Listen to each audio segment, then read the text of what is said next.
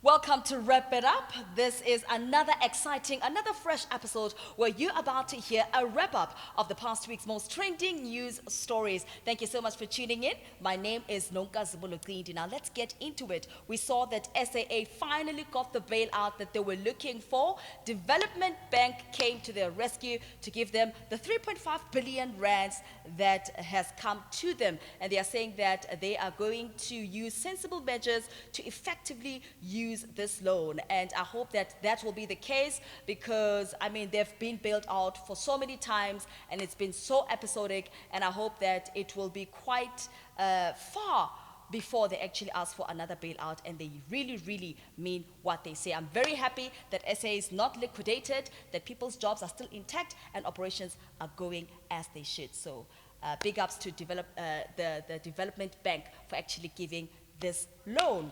Another trend we saw is of Eskom, when the Eskom CEO, Andre de Ruyter, stated that load shedding is unavoidable as the system is still constrained. We saw a few episodes of load shedding in certain parts of the country, and they intensified towards the weekend.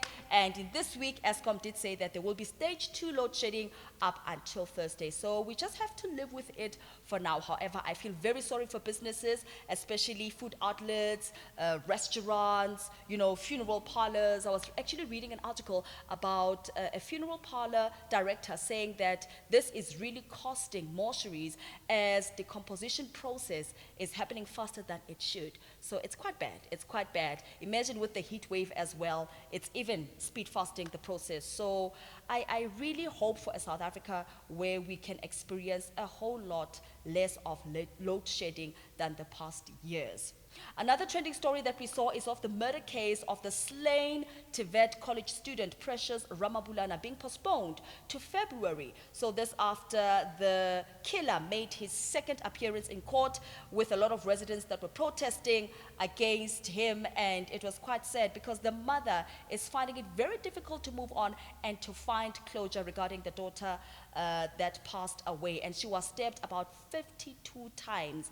Not only that, but this killer is said to have another record of having raped a 5-year-old girl. So it's really quite serious, and I hope that he will get the sentence that he deserves, and the mother, as well as the affected family and friends, actually find it to move on and find closure in this case. We also saw the inquest of the anti-apartheid activist and unionist Neil Aget being underway with his former activists as well, like Frank Chikane, giving testimonies at court, of the last time they saw him, and the giving the accounts of how it was brutal in the anti-apartheid days, and how the police of that regime were very brutal, and how they were actually treated in the prisons and the cells. And I really hope that the solution will be found as to what exactly killed Neil Aget. It's two opposing, or rather it's two heavy cases. There was brutality, police brutality, and it's said, on the other hand, that it might have been suicide. And at the time that he passed away, it is also said that his body was quite weak from the torture. So I really hope that we find a solution and tangible evidence is found in this inquest.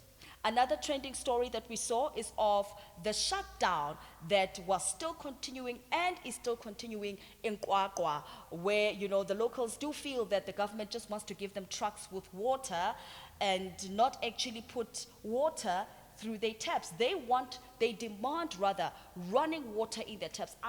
It's been a very long time. Since December, they've not been having any water coming out of their taps. And I personally feel that this is going to end at some point. It's a temporal relief that's going to be very costly and very tiresome, and there's a lot of labor involved. And I just feel that the government should really utilize his people and mobilize certain departments so that Kwakwa gets the relief that they're looking for, which is running water in their taps. The strike has been going on for too long, and I hope that there will be a solution for Kwakwa. I put myself in their shoes. If we don't have water for a day, 2 days, 3 days, a week, we feel like, oh my God, it's the end of the world. How much more a month and years of having water shortage problems. It's really not on at all. Coming to international news, we saw that the World Health Organization has declared the coronavirus a global health emergency. Now, the death toll has risen to about 425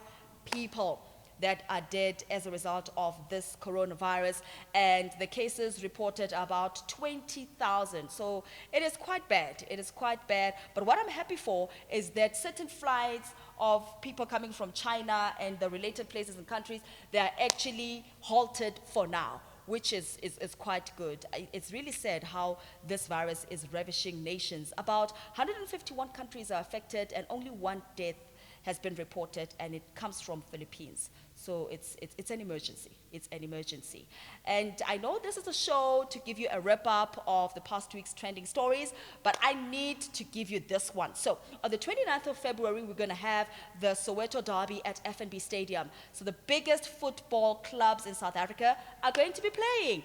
Orlando Pirates against Kaizer Chiefs. So of the 79,000 tickets that were available, about 22,000 tickets are left. So before they are all sold out, make sure that you go to your nearest Checkers store or ShopRite or CompuTicket and get your ticket. It's going to go down. It's going to be so exciting. I really want to see Kaizer Chiefs winning. Amakosi, please don't disappoint me this time and my fellow Chiefs supporters. You know, it's one thing for Kaizer Chiefs to beat other teams, but for Kaizer Chiefs to beat Orlando Pirates, it's a huge issue. So I'm very excited about that match, and get your ticket if you haven't gotten it already. Yep, that's a wrap-up of all the news that I had for you. I'll be back again next week for another exciting, another interesting, another light-hearted episode of Wrap It Up. It's been great. Shup, shup.